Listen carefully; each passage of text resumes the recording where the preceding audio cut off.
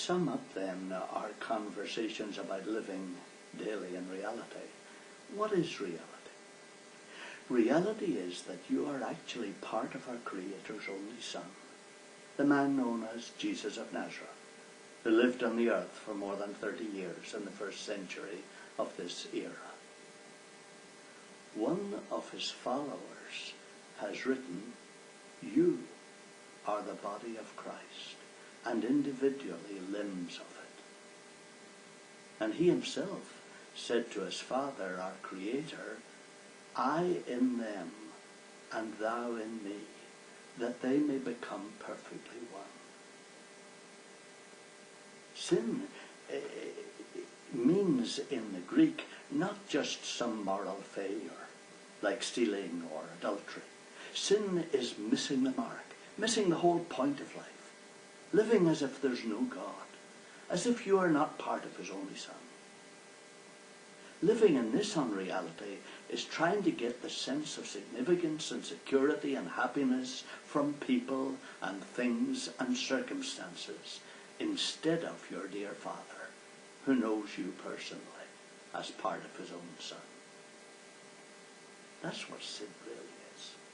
When you do this, your whole personality becomes warped and corrupt so that you can't do what you really want to do. You try to feel how important you are to your Maker, but all the celebrity the world can give you isn't enough to substitute for that. You try to feel safe and secure, but you can never get enough money or possessions.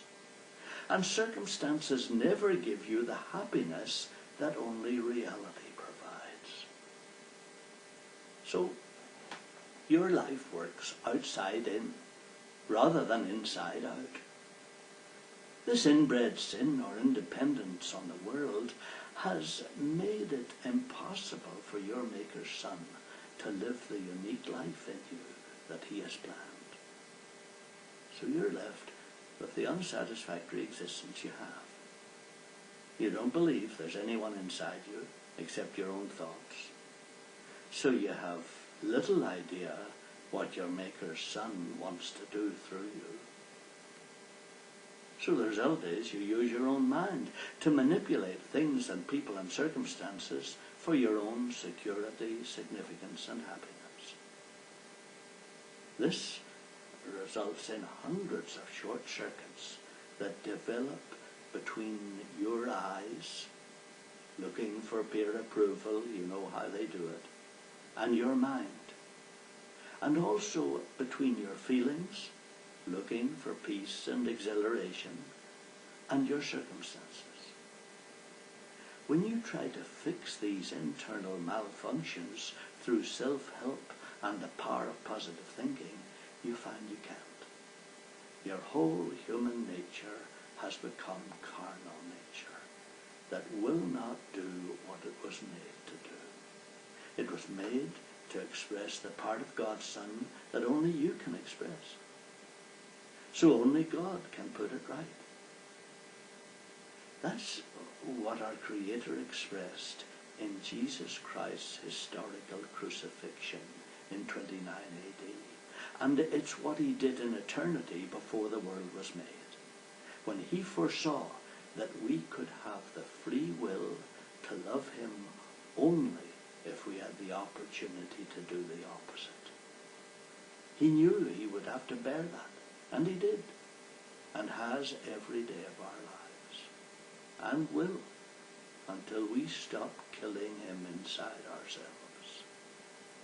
He has replaced your old self, that outside in nature inside his only Son, and replaced it with a new creation, an inside-out nature.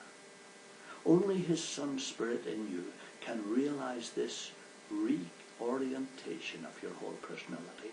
Only his Spirit can reveal to you the next psychological or spiritual short circuit that he has replaced in you within himself.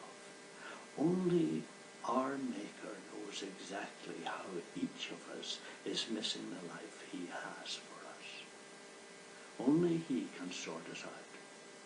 And that's the secret to your life here. to let our Maker's Son within you remake your very nature so that your life can be fulfilled in him. Your nature is broken. Let Christ replace it with his new nature so that your life becomes an expression of his. Let's look at the sense that this exchanged life can make of the problems and difficulties we each face every day.